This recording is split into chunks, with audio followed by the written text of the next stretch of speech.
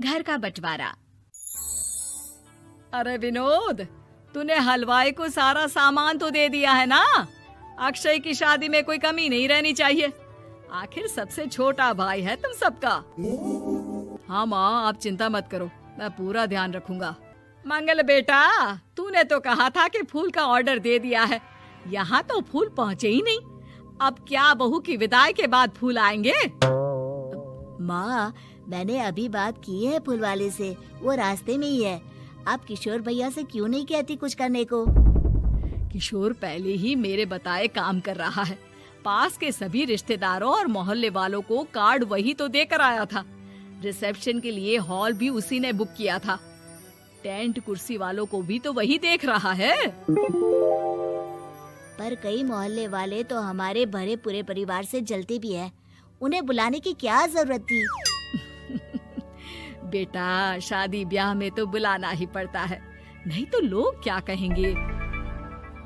दादी दादी देखो ना, हलवाई अंकल हमें लड्डू नहीं दे रहे, आप इनको डांटो ना। अरे चैन सुख दे देना बच्चों को लड्डू, क्यों तंग कर रहा है इन्हें? बीबी जी, मैं कहाँ मना कर रहा हूँ, लेकिन लड्डू बनते ही ये बच्चे उठा उठा कर खा लेते हैं। अरे मैं तो इन्हें थाल में रख के परोस भी नहीं पा रहा। भागो, अब कोल्ड ड्रिंक पीने चलते हैं। भागो भागो, अब कोल्ड ड्रिंक पीने चलते हैं। जैसे कि आप देख रहे हैं, आज इस घर के सबसे छोटे बेटे अक्षय की शादी है। घर में बहुत चहल पहल है। कुलभूषण की बीवी कमला को फुर्सत ही नहीं है कामों से, लेकिन कुलभूषण और घर के बाकी लोग कहाँ हैं? आइए देखते हैं। अजी, आप यहाँ आराम से बैठकर गाने सुन रहे हो और घर में अभी तक इतने काम बचे हैं करने को। अरे भाई, मेरे सबसे छोटे बेटे की शादी है, इसके बाद तो मैं अब चिंता मुक्त हो ही जाऊंगा। और फिर घर में तुम हो, बेटे बहुएं हैं, तुम लोगों के होते हुए मैं क्यों काम करूं? मैं तो शान से बेटे की शादी में जाऊंगा तैयार होकर। अरे ठीक है, अब आप आराम ही कीजिए।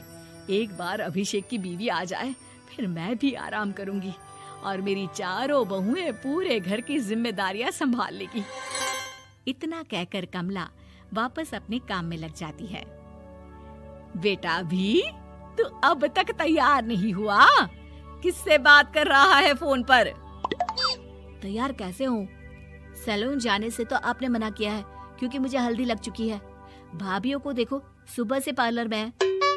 अक्षय की शादी हो जाती है और नंदिता बहू बनकर घर आ जाती है, लेकिन इस घर की खुशियों को मानो किसी की नजर लग गई थी। नंदिता के आने के बाद आए दिन घर की शांति भंग होती रहती। अपने माँ बाप की इकलौती बेटी को इतने बड़े परिवार की जिम्मेदारियां कहाँ संभालनी थी। अभी देखो ना, मेरे हाथों की मेहंदी भी अभी नहीं उतरी है और तुम्हारी मम्मी ने मुझे घर के कामों में लगा दिया। मैंने सोचा था कि घर की सबसे छोटी बहू होने के कारण मुझे सब पलकों पर बिठा के रखेंगे, पर यहाँ तो पलक झपकने की भी फुर्सत नहीं मिलती। देखो नंदू, शादी के पहले ही मेरे घर वालों ने तुम्हें और तुम्हारे पेरेंट्स को बता दिया था कि मैं जॉइंट फैमिली में रहता हूँ, तो फिर अब ये शिकायत क्यों? और फिर तुमसे पहले मेरी भाभी भी तो आई थी शादी करके, उन्होंने तो कभी कुछ नहीं कहा। नंदिता तब तो चुप हो जाती है, लेकिन ऐसा बहुत दिनों तक नहीं चलता। अरे नंदिता, माँ बाबूजी की दवाई का टाइम हो गया है, उन्हें दवाई दे आओ और उसके बाद सबके लिए नाश्ता बना देना। पर भाभी, मैं तो अभी अपना फेवरेट सीरियल देख रही हूँ, प्लीज मेरी जगह आप कर लो ना ये काम। ठीक है, मैं तेरी जगह माँ बाबूजी को दवाई दे आती हूँ और नाश्ता बना लेती हूँ। तू मेरी जगह पूरे घर की डस्टिंग करके 5 बच्चों को स्कूल के लिए तैयार करके भेज देना और दोपहर का खाना बनाने के बाद कपड़े धोकर सुखा देना। उसके बाद हम दोनों मिलकर बाजार जाकर सब्जी ले आएंगे, फिर डिनर की तैयारी कर लेंगे और उसके बाद बस भाभी, मैं माँ बाबूजी को दवाई देकर सबके लिए नाश्ता बना देती हूँ। हे भगवान, ये कहाँ लाकर फंसा दिया मुझे। मेरे घर में तो गिनती की 8 रोटियाँ और 2 सब्जी बनती थी और नाश्ता निपट जाता था, यहाँ तो रोटियों का ढेर और सब्जियाँ बड़े बड़े पतीलों में बनानी पड़ती है। नाश्ता बनते बनते लंच का टाइम हो जाता है और लंच बनते बनते डिनर का। अभी मुझ में तुम्हारे पूरे परिवार का नखरा उठाने की और ताकत नहीं बची। मैं ऐसे नहीं रह सकती। अरे तो क्या चाहती हो तुम? मुझे अलग रहना है बस। तो ठीक है, हम कल ही शिफ्ट हो जाएंगे किराए के घर में। इतना बड़ा घर होते हुए हम किराए पे क्यों रहेंगे? ना जी ना, घर में ही दीवार खड़ी करो अपने हिस्से के आगे। घर के साथ साथ घर की खुशियों में भी दीवार खींच जाती है। ऐसे ही कई महीने बीत जाते हैं और नंदिता माँ बन जाती है। बच्चे के आने से अभिषेक के कंधों पर खर्चों का बोझ आ पड़ता है। अभिषेक का बोझ कम करने के लिए नंदिता भी पार्ट टाइम जॉब कर लेती है, लेकिन इससे उसके सर पर नौकरी, घर और बच्चे की जिम्मेदारी बढ़ जाती है। नंदिता, ये क्या है? तुमने घर भी ठीक से साफ नहीं किया, ना ही मेरे कपड़े धुले हैं। चिंटू के बाल भी कटवाने जाना था, देखो उसके बाल कितने बढ़ गए हैं। अरे करती क्या हो पूरा दिन तुम? मैं करती क्या हूँ? तुम्हारा नाश्ता और लंच बनाने के बाद चिंटू को डे केयर सेंटर पर छोड़ कर आती हूँ, फिर खुद ऑफिस जाती हूँ। पूरा दिन काम करके आने के बाद बिना आराम किए बाजार से सब्जियाँ लेकर आती हूँ, घर आकर खाना बनाती हूँ, चिंटू को देखती हूँ और क्या करूँ मैं? तो किसने कहा था अपने सर पर इतने काम लेने को? मत जाओ ऑफिस। ऑफिस जाए बिना घर के खर्चे कहाँ से पूरे होंगे?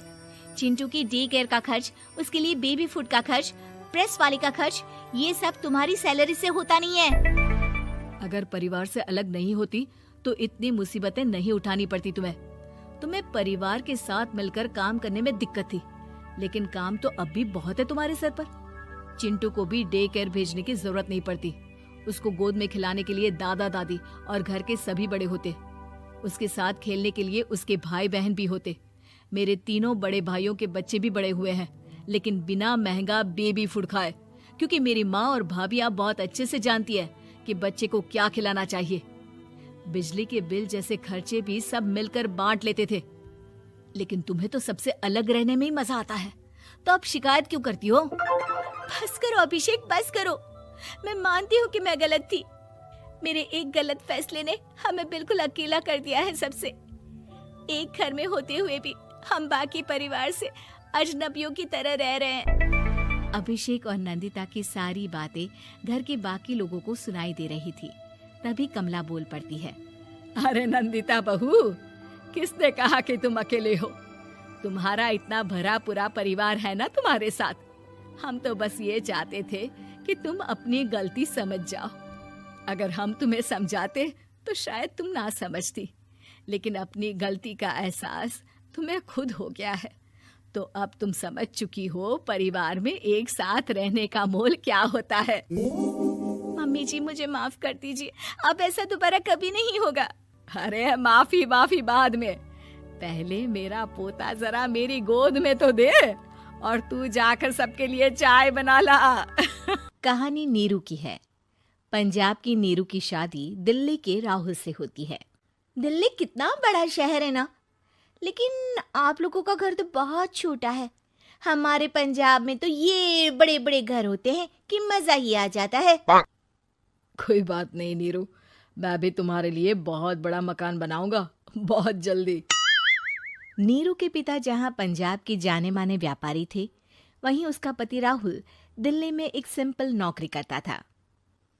माँ, यहाँ तो घी मक्खन इतना महंगा है कि क्या बताऊं। मैं तो तरस ही जाती हूँ घी खाने के लिए। नीरू की माँ को ये सुनकर बहुत दुख होता है। मेरी बेटी को घी नसीब नहीं हो रहा है, और ये बहू यहाँ बैठकर घी में शक्कर डाल रही है।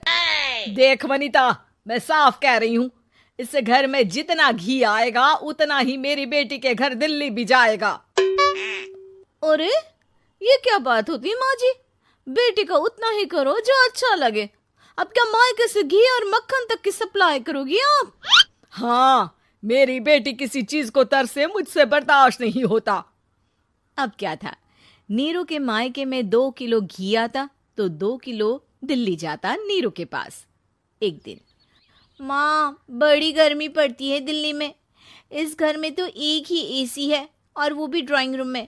सारा परिवार एक ही कमरे में सोता है। हाँ बेटा, वो तो हर घर की कहानी है। यहाँ भी एक ही एसी है।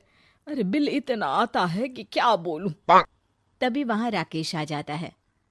माँ, थोड़ी देर में यहाँ कुछ प्लम्बर आएंगे मेरे कमरे में एसी लगाने, जरा ध्यान से लगवा देना ना माँ। ओए, ऐसे कैसे तेरे कमरे में एसी लगेगा? हाँ राकेश, एक बार बात तो कर लेता। अरे पापा, वो वनिता को गर्मी में नींद नहीं आती। ड्राइंग रूम में सबके साथ सोने में वो अनकंफर्टेबल है, इसलिए। अरे पूरे परिवार के साथ वहां तेरी बहन नीरू भी तो सोती है। वो नहीं हो रही क्या अनकंफर्टेबल? समझ रहा है ना? अगर एसी लगेगा तो एक दिल्ली में तेरी बहन के कमरे में भी लगेगा, तभी तू लगा सकेगा। राकेश वनिता को सारी बात बताता है। वनिता करती भी क्या, मन मारकर बैठ जाती है। माँ, ये लोग ठीक नहीं है, क्या करूं मैं? अरे बेटी, यहाँ आ जा, तू यहाँ आकर रह ले। अरे छोड़ दे ऐसे पति को। कैसे छोड़ दूं माँ? समाज क्या कहेगा, लोग क्या कहेंगे? वैसे भी मेरा एक बेटा है मयंक। अरे हटा बेटा, तेरी उम्र ही क्या है? इतनी परेशान रहेगी तो काम कैसे चलेगा? खैर, बात आई गई हो जाती है। माँ को लगता है कि नीरू ठीक है, तो वहीं नीरू के मन में एक ही लाइन चल रही होती है, यहाँ आजा। माँ ने तो बोल ही दिया है कि यहाँ आजा। बस मयंक थोड़ा सा बड़ा हो जाए, इन गरीबों को छोड़कर मैं वापस माँ के पास ही चली जाऊंगी। वो इसी सोच में बाजार में चल रही थी कि मैम, आपका दुपट्टा जमीन को छू रहा है। नीरू जैसे ही उस लड़के की तरफ देखती है, देखती ही रह जाती है। हाय रे, कितना सुंदर लड़का है ये। अब क्या हुआ? मैंने कहा आपका दुपट्टा। तो खुद ही उठाकर दे दो ना। लड़का समझ जाता है कि नीरू उस पर फिदा हो चुकी है।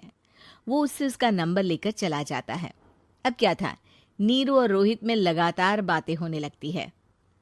मैं हरियाणा का रहने वाला हूँ, यहाँ एक बड़ी कंपनी का मैनेजर हूँ। अच्छा, और कितने बच्चे हैं तुम्हारे? बच्चे? अरे मेरी तो शादी भी नहीं हुई है। तुम बताओ, शादी करोगी? नीरू शर्मा जाती है। अब लेकिन मैं तो पहले से ही शादीशुदा हूँ। मुझे फर्क नहीं पड़ता, बस तुम शादी कर लो, भाग चलते हैं। बहुत पैसे वाला हूं मैं, हमेशा खुश रखूंगा तुम्हें। नीरू रोहित से मिलकर सारा प्लान बना लेती है और फिर एक दिन घर से भाग जाती है। दोनों शादी कर लेते हैं। शादी के बाद क्या बात है नीरू, तुम्हें परेशान सा देखता हूँ, सब ठीक तो है ना? हाँ हाँ, सब ठीक है।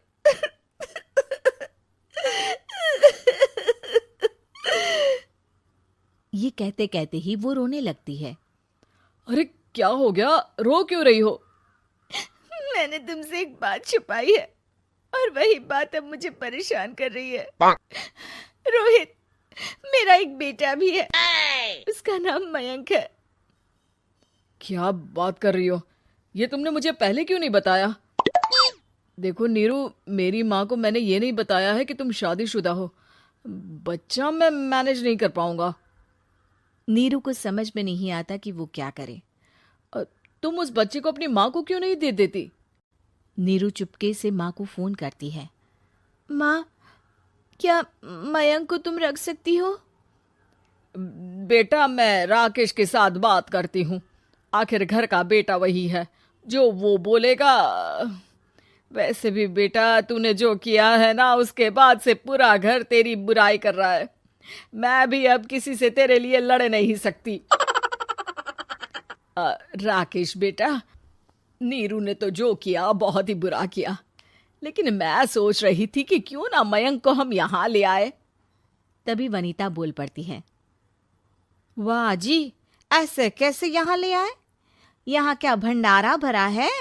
और जिस बच्चे की माँ ने नहीं सोचा, उसके लिए हम क्यों सोचे? नीरू को एक बार तो अपने बच्चे के बारे में सोचना चाहिए था ना। अरे लेकिन तेरे पास भी तो लड़का नहीं है ना वनीता। माँ, वनीता ठीक बोल रही है। कल को वो बड़ा होकर इसी घर का हिस्सा मांगेगा तो हम क्या करेंगे? माँ कहती भी तो क्या, वो चुप रह जाती है। वहीं नीरू का पहला पति कहता है, माँ, अगर आज भी वो वापस आ जाए तो मैं उसे माफ कर दूंगा। बेटा, गरीबी चीज ही ऐसी है, क्या करेगा। तू तो अब मयंक का सोच। वो बेचारा तो बिना माँ का हो गया। मयंक के खातिर शादी रिद्धि से हो जाती है, जिसके पहले पति से 2 बच्चे होते हैं। देखो जी, मैंने शादी सिर्फ बच्चे के खातिर की है। मैंने भी शादी सिर्फ बच्चों के खातिर की है। वहीं नीरू के दूसरे पति के मन में ये बात घर कर जाती है कि नीरू एक मासूम बच्चे को उसके खातिर छोड़ कर आई है। अब देखो नीरू, मुझे लगता है कि जो औरत अपनी कोख का बच्चा छोड़ सकती है वो तो कुछ भी कर सकती है। कल को तुम्हें मुझसे अच्छा कोई मिल गया तो तुम तो मुझे भी बाय बाय कर दोगी ना। नीरू को अब उसका दूसरा पति ताने देना शुरू कर देता है। तंग आकर नीरू उसके यहाँ से भागकर अपने पहले पति के पास चली जाती है, लेकिन ससुराल में क्या लेने आई है नीरू, मयंक को? नहीं नहीं सासू माँ, मुझसे गलती हो गई, मुझे माफ कर दीजिए। नीरू, अब वक्त खत्म हो गया है, मेरी शादी हो चुकी है। तो छोड़ दो ना उसे, हमारा बच्चा है। मैं आपको अपनी माँ नहीं मानता। मेरी नहीं मान तो बात अच्छी है। नीरू मयंक की बात सुनकर समझ जाती है कि उसके पास